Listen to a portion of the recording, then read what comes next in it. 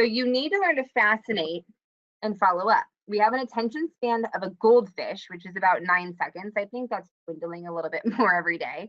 So you need to grab people's attention. If you're just following people and they show up to your page, nothing but quotes and shared videos, it's like showing up to a party with no beer. So I love that. I mean, quotes are amazing. Don't get me wrong. Sharing people's stuff is awesome, but you have to make sure you are putting out value. You need to give people something to chew on of your own, something of value, something they need that you offer, not that you shared or grabbed from Google Images. And I know that's probably a tough pill to swallow because I know a lot of people that do this. It's so true. You have your own value to give. You're inside of an amazing community where you can learn anything. You can take notes tonight. You can go watch another a training in the back office and write down your notes. Your notes are uncashed paychecks if you're not out there sharing them. Quote Ray Higdon, you need to go out there and share what you're learning with people because there's people out there looking for you. There's people that will resonate with you being the messenger. So again, the more you put yourself out there, the more you will build your brand and attract people just like you. Start posting on purpose and for profit. One thing I do is I always look at my last 10 posts. I always scroll back and see where I'm at. I'll say, okay, I just posted a blog post or I just posted a lifestyle. I just posted different types of posts you can do. So you want to mix it up. You don't want it to be all of the same thing. Again, you don't want to be Hulu sharing the same commercial every single time. People are going to upgrade to a different channel or to one that doesn't have all commercials that are the same, right? So, would you connect with you if you were looking for help?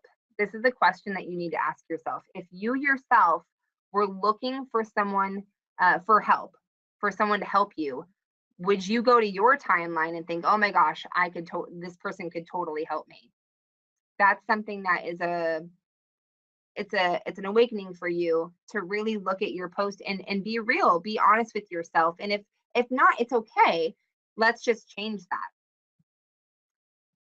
So passive marketing and proactive connecting must happen equally. I always refer this to having a party on your timeline. So if you're out there passing, before you do a party, you obviously pass out invitations.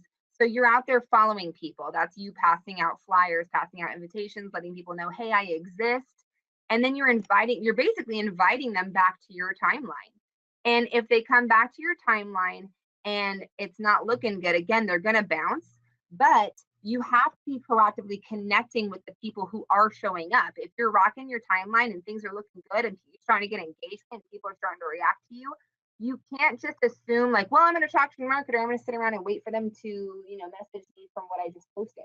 I mean, attracting people, yes, you are attracting people with your content, but you do need to be proactive and follow up with the friends in your inbox, follow up with the people that are showing up on your timeline, that are liking, that are commenting, that are engaging on your lives.